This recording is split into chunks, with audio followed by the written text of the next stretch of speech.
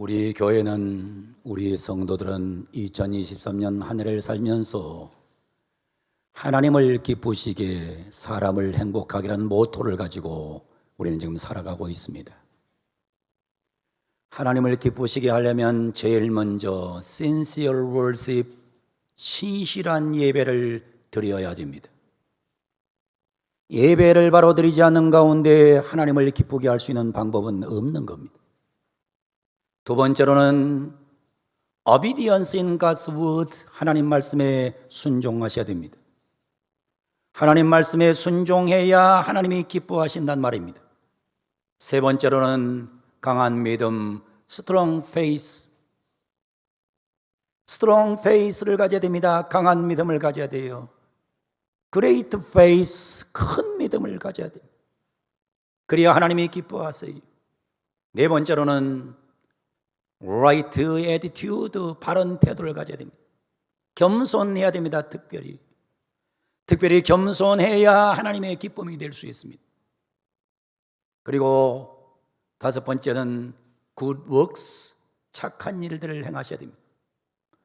5월 달에 우리는 많은 착한 일들을 행했습니다. 이런 착한 일들을 행함으로 인해서 하나님을 기쁘시게 할 수 있다고 말씀을 드려왔습니다. 우리는 지난 주일날 우리는 성령 강림주일을 맞이했어요. 그리고 우리는 이번 귀한 달을 맞이하면서 하나님을 기쁘시게 하려면 반드시 성령에 매여야 됩니다. 성령에 매여야 하나님을 기쁘게 할 수 있습니다. 그래서 bound by the Holy Spirit, bound by the Holy Spirit, 성령에 매이는, 성령에 묶이는 삶을 살아야 하나님의 기쁨 될 수 있음을 기억하고, 6월 한 달 동안 말씀을 듣고 우리 모든 사랑하는 성들이 성령에 매이는 아름다운 한 달을 살아가기를 주 이름으로 축원합니다. 이 세상에 사는 사람을 세 가지 유형으로 나눌 수 있습니다. 첫째는 되는 대로 사는 사람입니다. 그냥 되는 대로 사는 거예요. 목적의식도 없고 삶의 의미도 없어요. 그냥 되는 대로 사는 거예요. 태어났으니까 그냥 사는 거예요. 여러분, 짐승하고 무슨 차이가 있어요? 아무 차이가 없어요. 두 번째로는 자신의 이익을 위해 사는 사람이 있습니다. 만사의 모든 것을 자신의 이익에 맞추는 거예요. 사업을 하는 사람이 이익을 남기는 것은 당연한 겁니다. 공부하는 사람에게 이익이 오는 것은 당연한 거예요. 노력한 자에게 이익이 찾아오는 것은 그것은 만족한 거예요. 그건 당연한 거예요. 그러나 우리가 중요한 것은 다른 사람에게 아첨하고 다른 사람 배신하고 다른 사람에게 상처 주면서까지 내가 이익을 보는 건 그건 죄입니다. 아첨해서 다른 사람보다 먼저 올라가고 배신하고 자신의 유익을 추구하는 것, 이건 문제입니다. 남에게 상처를 주면서 내가 이익 보는 것, 이거는 나쁜 사람입니다. 세 번째는 사명을 따라 사는 사람이 있어요. 되는 대로 사는 사람, 자기 이익을 추구하는 사람, 사명을 추구하는 사람.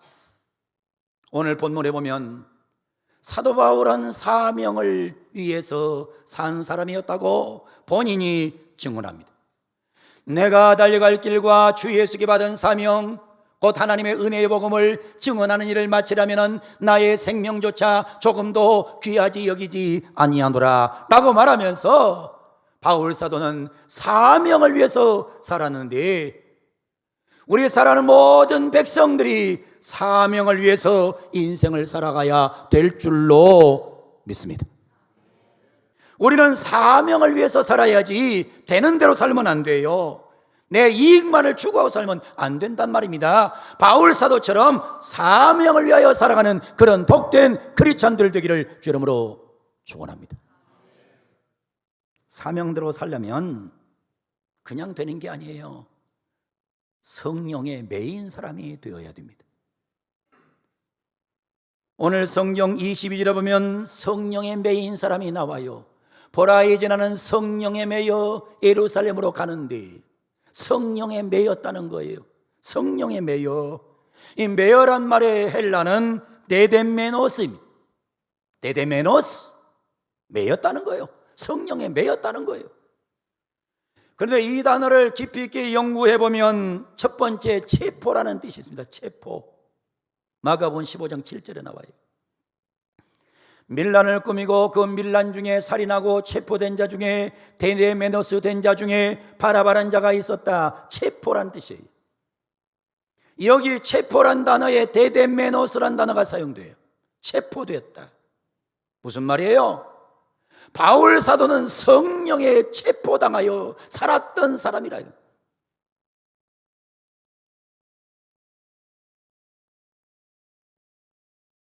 두 번째로 이 단어는 묶임이란 뜻이 있습니다. 매임이란 뜻이 있어요. 요한복음 11장 44절에 나와요.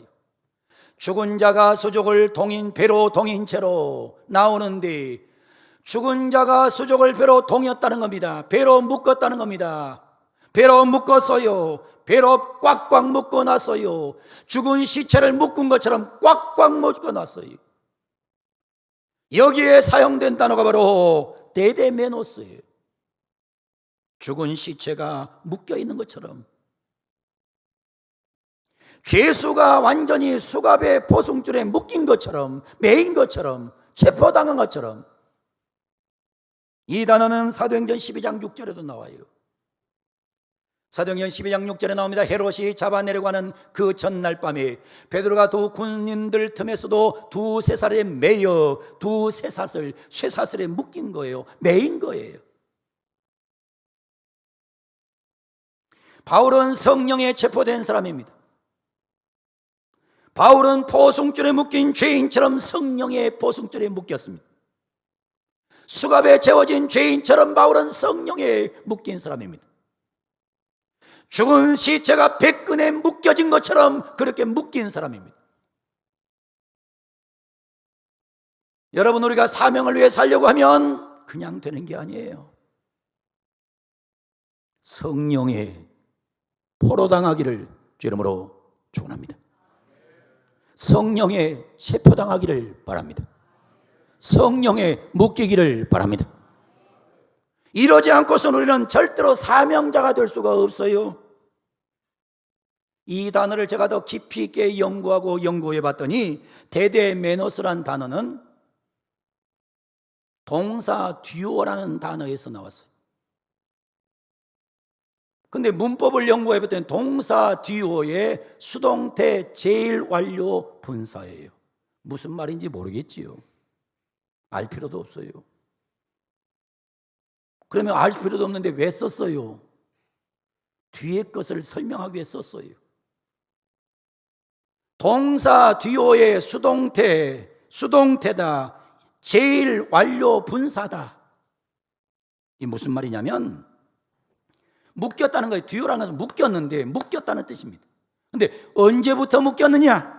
여러분, 중요한 거예요. 처음부터 지금까지 계속 묶여 있을 때에 사용되는 문법 용어가 이 용어예요. 바울 사도는 언제부터 묶였느냐? 다메섹 도상에서부터 묶였어요. 예수님을 처음 만났을 때부터 성령에 완전히 묶였어요. 언제부터 묶여 있느냐? 주님을 만나는 첫날부터 묶였어요. 근데 언제까지 묶여 있느냐? 지금도 묶여 있어요. 이게 문법적인 풀이에요. 바울은 다메섹 도상에서 주님을 만날 때부터 묶여가지고 지금까지도 묶여있는 존재가 바울이라고 성경에서 말하고 있는 겁니다. 사랑하는 우리 성도 여러분, 방송을 통해서 설교 듣는 백성 여러분, 여러분이 사명자가 되려고 하면 성령에 체포당하고 성령에 묶이고 성령에 매여야 그렇게 살 수 있는 것입니다.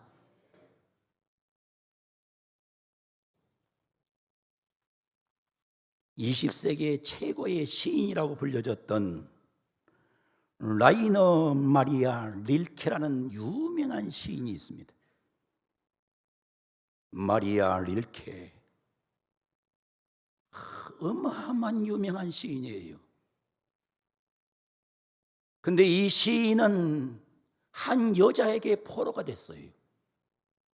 한 여자에게 완전 포로가 돼가지고 그 여자 때문에 고뇌하고 그 여자 때문에 아파하고 그 여자 때문에 상처받고 그 여자에 대해서 생각을 하면서 그가 시를 쓴 거예요. 그 사람이 릴케가 그렇게 사랑했던 여인은 릴케보다 14살 연상의 여인이에요. 그 여인이 누구냐면 그 여인은 로우 안드레아스 살로메란 여인이에요. 근데 이 여인 때문에 수없는 시인이 나왔고 수없는 작가가 나왔어요. 그런데 이 릴케가 이 여인에게 포로당해가지고 쓴 시가 있는데 그 시 하나를 제가 읽어드리면 아마 어떤 상태인가 알 수 있을 거예요. 제목 사랑의 포로. 내 눈빛을 가려주십시오. 그래도 당신을 볼 수 있습니다. 내 귀를 막아주십시오. 그래도 당신의 말을 들을 수 있습니다. 걷지 않아도 당신에게 갈 수 있고 입 없이도 당신에게 약속할 수 있습니다. 내 팔을 당신 손으로 꺾어주십시오. 그래도 내 가슴으로 당신을 잡을 수 있습니다. 내 심장을 도려내 주십시오. 그래도 내 뇌는 당신을 향해 뛰어옵니다. 당신이 내 뇌 속에 불을 놓으신다면 내 피 속으로 당신을 실어 나를 것입니다.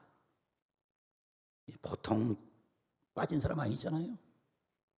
완전 포로된 사람이잖아요. 아마 어떤 남자가 이 시를 갖다가 어떤 여자한테 주면 금방 그 여자는 따라올 거예요. 얼마나 포로가 되어 있는 여자, 이 사람인지 몰라요. 완전히 포로된 사람, 완전히 묶인 사람, 완전히 매인 사람, 그 사람이 바로 라이너 마리아 릴케예요. 제가 라이너 마리아 릴케에 대해서 말하기 위해서 이 설교를 하는 게 아닙니다. 사도 바울은 이보다 더 성령에 강하게 매인 사람, 묶인 사람, 포로된 사람, 체포된 사람이 바로 바울이었기 때문에 바울은 그 성령의 능력으로 사명을 감당할 수 있었다, 이 말입니다. 성령의 포로가 되기를 주 이름으로 축원합니다. 성령의 매인 사람은 첫 번째, 무슨 일을 당해도 상관이 없습니다. 성령의 매인 사람은 무슨 일을 당해도 상관이 없어요. 오늘 성경 22절을 보세요. 보라, 이제 나는 성령에 매여 예루살렘으로 가는데 거기서 무슨 일을 당하는지 알지 못하노라. 나 성령에 매여서 예루살렘으로 간다. 근데 거기서 무슨 일을 당할는지 나는 알 수가 없어. 사명을 위해 사는 사람은요, 미래를 걱정하지 않습니다. 미래의 인생을 걱정하지 않아요. 무슨 일을 만날는지 알 수 없어요. 그러나 중요한 것은 무슨 일을 만나면 어때요? 성령님이 인도할 터인데. 성령에 이끌리지 못한 사람은 날마다 내일이 걱정돼요. 미래가 걱정돼요. 염려스러워요. 그래서 인생살이가 불쌍해요. 근데 성령에 매인 사람은 무슨 일을 당하든지 상관이 없어요. 두 번째로 어떻게 삽니까? 어려움이 기다린다 해도 두렵지 않습니다. 23절에 말합니다. 오직 성령이 각성해서 내게 증언하여 결박과 환난의 날을 기다린다 하시나. 성령님이 자꾸 말씀하시는 거예요. 성령님이 또 어떤 기도하는 사람을 통해서 말씀하는 거예요. 너 예루살렘으로 올라가라. 올라가면 결박이 기다리고 있어. 너 결박당할 거야. 너 환난 당할 거야. 너 어려움 당할 거야. 너 힘든 일 당할 거야. 너 어려워질 거야. 여러분, 누가 가고 싶어요? 누가 지금 가고 싶어요? 가면은 내가 결박당하는데, 가면은 내가 환난당하는데 왜 가고 싶겠어요? 그러나 사명자는 그런 걸 개의치 않았습니다. 그리고 그는 예루살렘으로 갔어요. 가서 엄청난 환난과 역경을 당했어요. 거기서 그는 엄청난 어려움 속에서 로마로 갔어요. 로마에 가서 복음을 전하다 감옥에 갇혔어요. 감옥에 갇혔을 때 왼쪽에 죄수가 있어요. 오른쪽에 죄수가 있어요. 양쪽 죄수에게 매일같이 복음을 전해요. 매일같이 예수의 부활을 전해요. 양쪽 죄수가 예수를 믿어요. 이분들이 다른 곳으로 발령이 나요. 다른 사람이 와서 또 묶여서 또 만나면 또 전해요. 또 전해요. 그랬더니 이 복음 전했던 이 죄수들이 로마의 콘스탄틴 황제 곁으로 가서 황제를 지키는 자리로 승진해서 가는 거예요. 가서 거기 가서 만나는 사람마다 간수들이 바울을 얘기해요. 바울이 전한 복음을 얘기해요. 그래서 로마는 바울의 권한 때문에 기독교 국가가 되는 거예요. 성령의 메인 바울 사도, 어려운 일이 올 것이라는 걸 알면서도 그는 사명자였기 때문에 갈 수밖에 없었던 겁니다. 세 번째로 생명조차 아끼지 않았습니다. 오늘 성경 24절에 등장합니다. 내가 달려갈 길과 주 예수께 받은 사명과 하나님의 은혜의 복음을 증언하는 일을 마치려면 나의 생명조차 조금도 귀한 것으로 여기지 아니하노라. 생명을 조금도 귀하게 여기지 않아요. 여러분, 자기 생명 소중하지 않는 사람이 어디 있어요? 그러나 사명자는, 성령의 메인자는 내 생명보다는 사명이 먼저예요.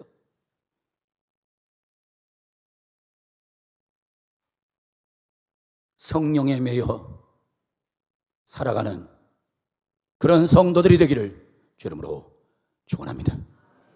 성령에 매여 살아야 사명자가 될 수 있는 거예요. 미국의 가장 영향력 있는 사람 중에 한 사람이 오프라 윈프리입니다. 타임지에 실렸는데 미국을 움직이는 100명 중에 1등을 했어요. 이분이 방송을 한 번 하면 1,400만 명이 본다고 그래요. 이분이 책 한 권을 읽어서 내가 어떤 책 읽었다 그러면 그 책이 갑자기 베스트셀러가 된다는 거예요. 근데 이분이 자서전을 썼어요. 자서전에 보면 이런 말이 나와요. 이것이 사명이다. 이것이 사명이다. 그러면서 4가지 사명을 이 여인이 말을 해요. 첫 번째는 남보다 더 가졌다는 것은 축복이 아니라 사명이다. 여러분 잘 들으세요. 남보다 더 많이 가지면 복받았다, 복받았다, 복받았다, 복받았다 그래요. 이거는 수준이 낮은 거예요. 남보다 돈이 많아요, 복받은 거지요. 남보다 건강해요, 복받은 거지요. 남보다 많이 배웠어요, 건강한 거지요. 축복받은 거지요. 여기서 끝나면 세상 사람하고 다른 거 하나도 없어요. 세상 사람들 다 그래요. 세상 사람도 돈 많이 가지면 복받았다 그래요. 건강하면 복받았다 그래요. 권력 잡으면 복받았다 그래요. 다 똑같은 거예요. 거기서 끝이면 안 되는 거예요. 그래서 이 말을 하는 거예요. 남보다 더 가졌다는 것은 축복이 아니라 사명이다. 자기보다 못한 사람을 도와줘야 될 책임이 있기 때문이다. 여러분 복 받았어요? 남 안 도와주는 건 그건 사명이 아니에요. 그건 복 받은 게 아니라고요. 돈 많아요? 나눠줘야 복이 되는 거예요. 나 혼자 잘 먹고 잘 살아. 그건 무슨 복을 받은 거예요? 남보다 배운 게 많아요? 그런데 가르쳐주지 않아요. 나눠주지 않아요. 그건 복이 아니에요. 사명 없는 복이에요. 남보다 건강해요? 남보다 권력이 있어요? 여러분 진짜 복은 받은 복으로 약한 자, 연약한 자를 섬길 때 이게 진짜 복인 줄로 믿습니다. 두 번째로 말합니다. 남보다 더 아파하는 것이 있다면 그것은 고통이 아니라 사명이다. 남보다 더 아파요. 나는 몸이 아파요. 그러면 아픈 게 아픈 것이 고통으로 끝나면 그거는 사명이 아니에요. 내가 몸이 아파요. 내가 몸이 아파서 괴로웠어요. 눈물 많이 흘렸어요. 많이 아팠어요. 많이 괴로웠어요. 고통으로 끝나면 안 돼요. 이것을 뭐 하느냐? 사명으로 전환시켜야 돼요. 어떻게 전환시키면 돼요? 나같이 고통당한 자에 가서 위로해 주면 되는 거예요.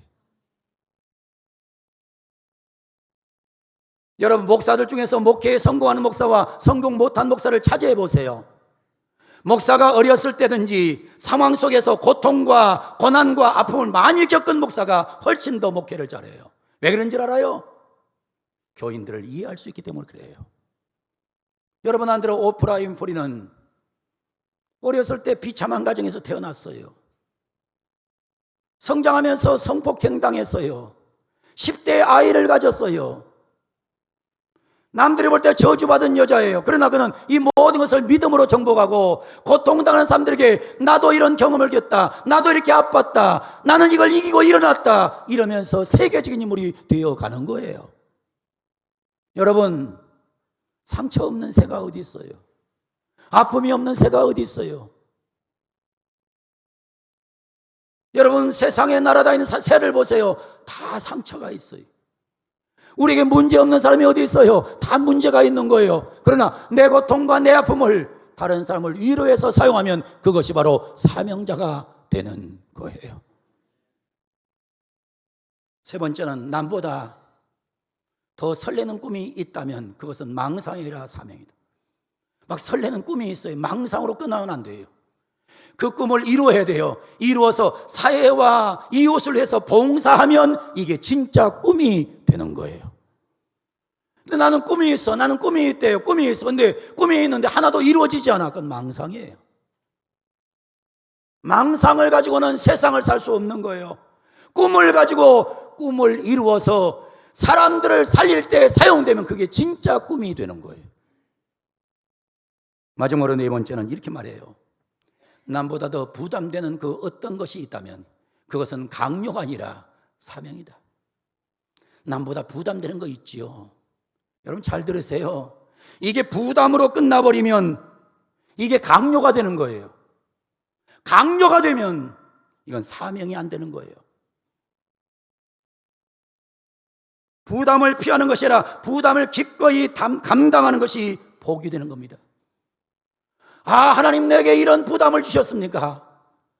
내게 성령에 매여서 난 이 부담을 잘 감당하겠습니다. 이렇게 돼야 이게 복이 되는 거예요. 근데 신앙이 망가진 사람은 모든 게 부담스러워요. 아, 교회 나가면 부담된대요. 아, 교회 나갔더니 이것도 부담이고 저것도 부담된대요. 그래서 교회를 떠나는 거예요. 영혼까지 잃어버리는 거예요.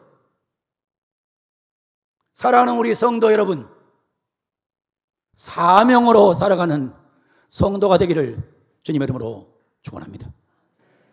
사명으로 살려면 반드시 성령에 매여야 합니다. 성령에 매이면 사명으로 살 수 있는 거예요. 성령으로 매이면 목사로 사는 것이 행복해요. 교회에서 장로님으로 사는 것이 행복하고 권사로 안수입사로 사는 것이 행복하고 찬양대원으로 사는 게 행복이에요. 그런데 성령 못 받으면 찬양대원으로 사는 게 부담스러워요. 교사로 사는 건 더 부담스러워요. 여러분, 우리는 오늘 말씀을 잘 들으셔야 됩니다. 성령에 포로된 사람, 성령에 매인 사람, 성령에 묶인 사람, 이런 사람이 되어서 오늘 또 하나님의 기쁨 되는 성도가 되기를 주 이름으로 축원합니다. 사랑하는 성도 여러분, 여러분 무엇에 매여 계십니까? 무엇에 매여서 사십니까? 여러분을 지금 묶고 있는 게 뭡니까? 여러분은 뭐에 포로가 되어 있습니까? 우리 모두 성령의 포로가 되기를 원합니다. 성령의 매이기를 원합니다. 성령에 묶이기를 원합니다. 그래서 바울 사도처럼 주신 사명, 은혜의 복음을 증언하는 사명을 잘 감당해서 여러분 때문에 많은 영혼이 살아나고 여러분 때문에 교회가 살아나고 여러분 때문에 세상이 아름다워지는 그런 멋진 세상을 만들어가는데 앞장서는 사명자가 되기를 주 이름으로 축원합니다.